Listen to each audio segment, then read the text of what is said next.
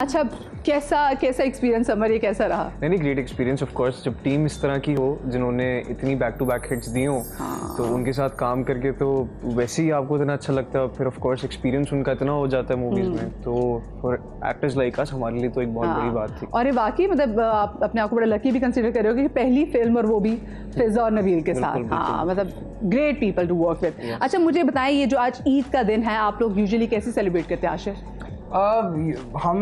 हमारा ये है कि हम सारी फैमिली बड़ी फूडी है, तो कुर्बानी के बाद बस फिर बारबेक्यूज होते हैं। आई थिंक ईद के अलावा स्केड्यूल अब ऐसा हो गया ना कि एक्सटेंडेड फैमिली से जितना टाइम मैं चाहूँ स्पेंड करने का उतना कर नहीं सकता, तो ईद के मौके पे सारे कजन्स मिलते हैं, बारबेक्यू करते हैं। Very it's a very fun time of the year. तो ईद, मुझे बताएं आपका काम क्या होता है? ये जो कुर्बानी का जो जानवर आता है वो आशिर ने जाके कभी पसंद किया है? पता है नहीं, मुझे लगता है मेरे घर वालों को भरोसा नहीं है तो मैं ये काम ठीक कर सकता हूँ, तो मैं बिल्कुल ये पसंद नहीं किया। अलबत्ता जो टिक्के में मसाला लगता है उस पर मैं ज़रूर अपनी राय दे सकता हूँ। अच्छा, वो सिर्फ राय देते हैं या फिर वो लगाया भी है मसाला? हाँ, वो लगा भी लेते हैं कभी, हम वो कभी लगा लेते हैं पूरे हाथ। बट मेरा अब दिल है कि अब अगले साल से मैं जो हूँ वो जानवर भी जाके खुद पसंद वगैरह करूँ। अब देखें, अब जैसे हम इस ईद से पहले तो प्रमोशन ही कर रहे थे मूवी की, तो मौका ही नहीं मिला वो वाला। बट ये है कि जी बाकी और हमारे लोग हैं बहुत अच्छे जो जानवर आते प्यार से पुचकारते हैं उसको कि मेरा प्यारा जानवर। लेकिन एक जमाने में हम नाम रखते, जब बचपन में कजन के साथ बड़े हो रहे थे। मुझे याद है हमारा एक बकरा आया था, मैंने उसका नाम नासिर रखा था। नासिर भी कर दिया आपने। आपकी किस ईद होती समर? आपके घर में क्या कुछ काम आपके जिम्मे लगे होते हैं? अरे यूजुअली ईद अगर आप देखें तो लड़कों की यही होती है, गोश्त बांटना, इसके घर जाके गोश्त ले आओ, वो उस फलाना कसाई को पकड़ के ले आओ, इस तरह की चीज़ें होती हैं। तो मेरा भी इस तरह का हिसाब किताब। प्रो है इसमें? नहीं, प्रो तो नहीं हूँ, इतना मैं अच्छा नहीं हूँ उस काम में।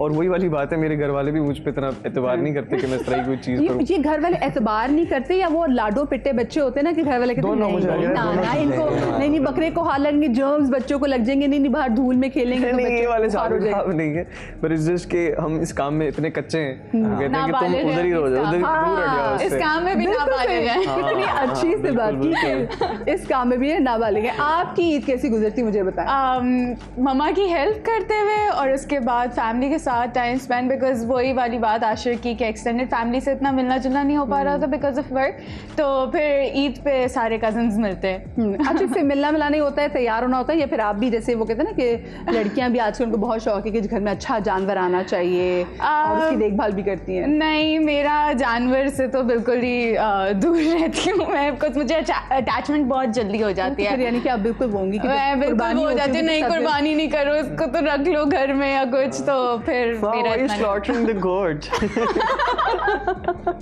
नहीं बिल्कुल वैसा नहीं है, बट इतना है कि मुझे ये होता है कि अच्छा मैं ज़्यादा अटैच नहीं होंगी, मैं ज़्यादा मिलूंगी नहीं, ज़्यादा कुछ करूंगी नहीं जानवर के लिए, बस हाँ अच्छा है, आ गया, ओके गुड। ये मुझे बताएं, ये वाली बकरा ईद आप लोगों के लिए कितनी डिफरेंट है पहली ईदों से, क्योंकि फिल्म आ रही है ना, कितनी एग्जाइटी है, कितनी नर्वसनेस है?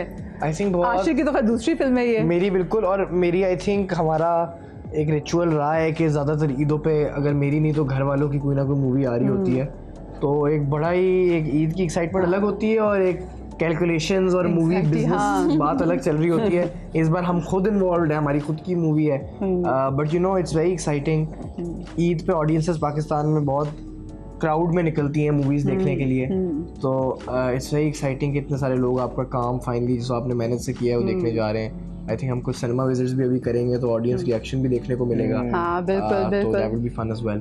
अच्छा, मैं समर के बारे में आपको बताऊं कि समर ने मतलब आप लोगों ने समर को ड्रामा में तो देखा ही, बहुत प्यार भी किया, but summer is a brilliant theatre artist. बड़ा ज़बरदस्त थिएटर पे काम भी कर चुके हैं, क्योंकि मुझे खुद थिएटर देखने का बहुत शौक है। तो जो थिएटर के जो इतने भी एक्टर्स होते हैं उनकी ट्रेनिंग थोड़ी सी डिफरेंट होती है, तो वैसे समर क्या डिफरेंस फील किया थिएटर में आके, ड्रामे में आके, देन फिल्म में आके? आई थिंक ड्रामा हो गए या फिल्म हो गई, आई थिंक जब आप भी किसी भी कैमरे के सामने काम कर रहे होते हैं एज एन एक्टर, आप थोड़ा सा रिस्ट्रिक्ट हो जाते हैं। तो ऑफ कोर्स जब आप थिएटर में होते हैं तो आपकी कोशिश ही होती है कि आप जो डायलॉग डिलीवर कर रहे हैं, एक्सप्रेशन दे रहे हैं, वो पीछे वो जो 500 बंदा बैठा हुआ है उसको आपने जो है रजिस्टर करवाना है अपना डायलॉग, तो वो बॉडी मूवमेंट आपकी उस तरह से होती है, थोड़ी सी लाउड हो जाती है, लाउड होते हैं एक्सप्रेशंस आपकी, ये थोड़ी सी घबराहट ज़्यादा आपको दिखानी होती है, एग्जैजरेट करनी पड़ती है। But TV is a bit subtle, यहाँ पे आके आप थोड़े से जो है वो बॉडी को फिल्म तो और उससे ज़्यादा और सटल हो जाती है, थोड़ी सी हो जाती है। तो आई थिंक मैं वो काम सीख रहा हूँ आहिस्ता आहिस्ता, मुझे आ रहा है, तो मैं कोशिश करता हूँ कि चीज़ें सीखूँ, क्योंकि सेट पे भी अक्सर ऐसा होता था कि मुझे इतना नहीं समझ आती थी कैमरे की, क्योंकि of course I am new to this business उस तरह से कैमरे के सामने। तो थिएटर में ऑफ कोर्स ये डिफरेंस, ये तो प्रो होगा, पूरे जो साथ बैठा हुआ है इसको तो पता होगा अपनी लाइटें भी अच्छी करा लेता होगा। इसकी लीड पे दूसरी फिल्म है और वैसे आई थिंक इसने 4 फिल्म्स की भी हैं, तो मतलब ऑफ कोर्स ये अच्छा लीड पे वाकई दूसरी फिल्म, लेकिन उससे पहले 2 फिल्म जी सर, लेकिन पहली जो जॉन में तो ये मेरी चौथी है। चौथी मूवी। तो इसको इतनी नहीं होगी एग्जैक्टली, लेकिन बाकी जो 2 हैं उनकी एग्जाइटी के लेवल आपको सोच सकते हैं कि क्या होगा। पेपर भी आपने देना, ये रिजल्ट भी मैं आपको बताऊं, ये बहुत 2 पक्के अदाकार हैं और कोई बंदा नहीं देख के बता सकता या इनके साथ काम करके बता सकता कि इनकी कोई पहली मूवी या कुछ है। ये पक्के हैं भाई दोनों, पूरे पूरे thank you so much sir, seniors से जब कॉम्प्लीमेंट्स बेटा अल्लाह आपको खुश रखे। बॉडी लैंग्वेज चेंज होगी ना वो बात।